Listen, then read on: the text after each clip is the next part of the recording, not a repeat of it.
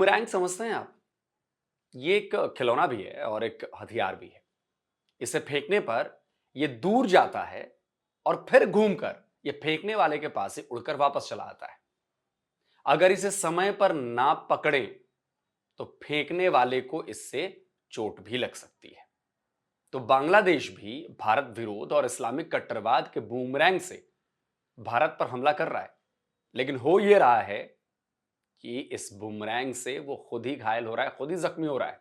दोस्तों, foreign secretary के Bangladesh visit के बाद ऐसा लगा था कि बांग्लादेश के बर्ताव में शायद कोई सुधार आ जाए, लेकिन इन कंगलुओं में हर दिन कुछ ना कुछ ये ऐसा कर रहे हैं जो सीधे सीधे वहां रहने वाले हिंदुओं के खिलाफ है, भारत के खिलाफ है। लेकिन इस्लामिक कट्टरवाद में ये अंधे हो चुके हैं, इतने अंधे हो चुके हैं कि बांग्लादेश को ये नहीं दिख रहा है कि इससे खुद उसे कितना नुकसान हो रहा है। कुदरत का निजाम चल निकला है, भगवान की लाठी बांग्लादेशियों पर पड़नी शुरू हो चुकी है और बांग्लादेश का बेड़ा गर्क होना शुरू हो चुका है। बांग्लादेश में हिंदुओं को टारगेट करने का अब एक नया तरीका निकाला गया है। उनके घरों और मंदिरों को निशाना बनाए जाने के बाद अब उनके कारोबार को बर्बाद करने की कोशिश की जा रही है। ढाका ट्रिब्यून की इस खबर को देखिए। खबर बता रही है कि ढाका में उन रेस्टोरेंट्स के बहिष्कार का ऐलान करते हुए एक रैली निकाली गई है जहां बीफ नहीं बेचा जाता, यानी बीफ के नाम पर सीधे सीधे हिंदू रेस्टोरेंट्स ओनर्स को टारगेट किया जा रहा है। मुस्लिम कंज्यूमर राइट्स काउंसिल ने ओल्ड ढाका में यह रैली निकाली थी। ये उसी रैली की तस्वीरें हैं। रैली में शामिल लोग हाथों में बैनर थामे हुए थे जिस पर लिखा था गोबर या बीफ। रैली के दौरान भारत और हिंदू विरोधी नारे भी लगाए जा रहे थे।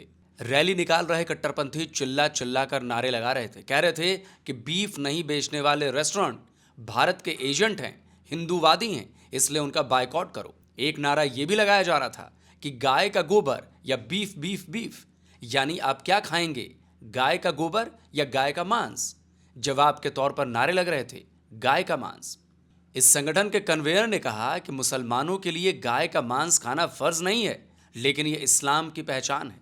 वहीं जब हिंदुओं के लिए गाय आस्था का मुद्दा बनती है तो मुसलमानों के लिए गाय का मांस खाना फर्ज बन जाता है। कहने का मतलब यह हुआ कि वो गाय का मांस सिर्फ इसलिए खाते हैं क्योंकि उन्हें हिंदुओं को चढ़ाना है, क्योंकि हिंदू गाय को मां मानते हैं, उसकी पूजा करते हैं, इसलिए उन्हें गाय का मांस खाना है। तो इस रैली के दौरान मांग की गई कि सभी रेस्टोरेंट्स में बीफ बेचना अनिवार्य किया जाए। इसके साथ ही हिंदुओं के रेस्टोरेंट्स को चेतावनी दी गई है कि अगर उन्होंने बीफ बेचना शुरू नहीं किया तो कोई और धंधा शुरू कर ले। रैली में बार बार यह बताया जा रहा था कि बांग्लादेश की कुल आबादी का 98% मुस्लिम्स हैं और वो अपने खाने में बीफ चाहते हैं, लेकिन कई हिंदूवादी रेस्टोरेंट्स बीफ नहीं परोसते और यह मुस्लिम्स कस्टमर्स के अधिकारों का हनन है ना गजब की बात। अरे भाई, तुम्हें बीफ ही खाना है तो तुम उन रेस्टोरेंट्स में जाओ जहां बीफ मिलता है, वहां क्यों जाना जहां बीफ नहीं परोसा जाता। द इंडियन टेक्सटाइल जर्नल की यह खबर बांग्लादेश के कट्टरपंथियों को मिर्ची लगाने वाली है। यह खबर देखकर हिंदुओं और भारत का विरोध कर रहे बांग्लादेश की कट्टर जमात बौखलाने और बिलबिलाने लगेगी।